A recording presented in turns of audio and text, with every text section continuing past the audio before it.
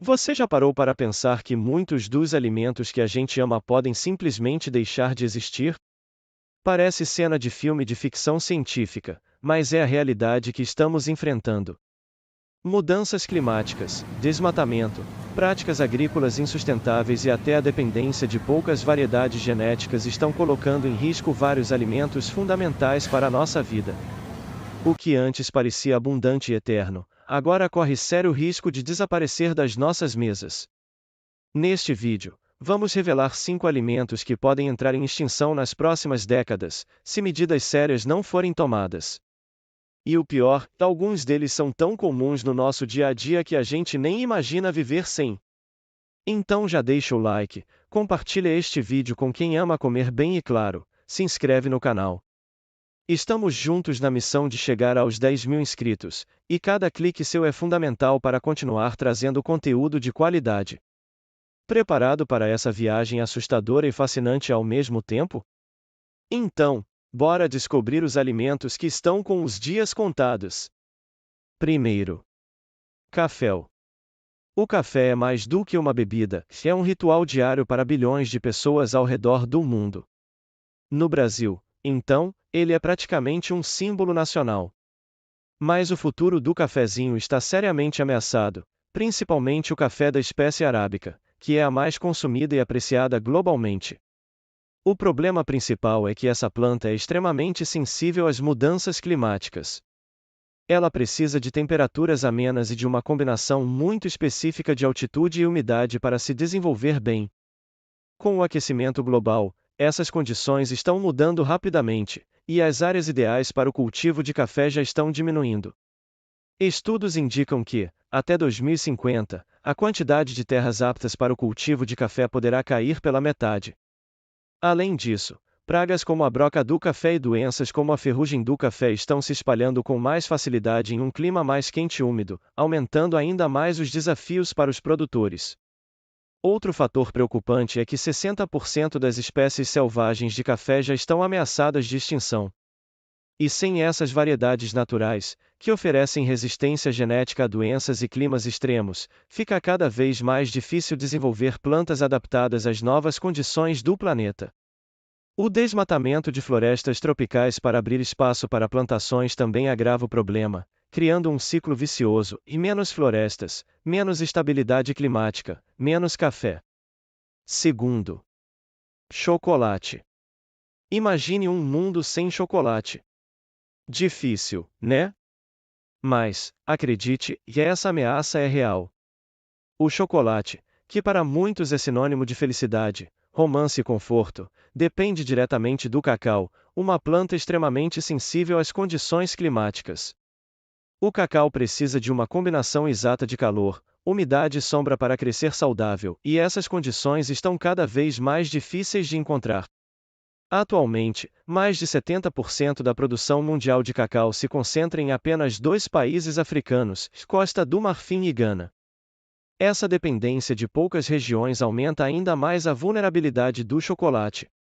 Com o avanço das mudanças climáticas, essas regiões estão enfrentando temperaturas mais altas e estações secas mais longas, o que ameaça diretamente o cultivo do cacau.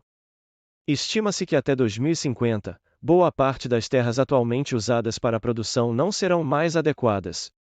Para piorar, o desmatamento desenfreado para abrir espaço para novas plantações tem causado degradação ambiental e perda da biodiversidade, agravando ainda mais o problema climático que afeta o próprio cacau. Terceiro, banana. A banana é uma das frutas mais populares do mundo, especialmente no Brasil, onde ela está presente em quase todas as casas. Mas pouca gente sabe que a variedade mais consumida, a banana Cavendish, está seriamente ameaçada. E o problema está justamente na sua maior fraqueza, e a falta de diversidade genética.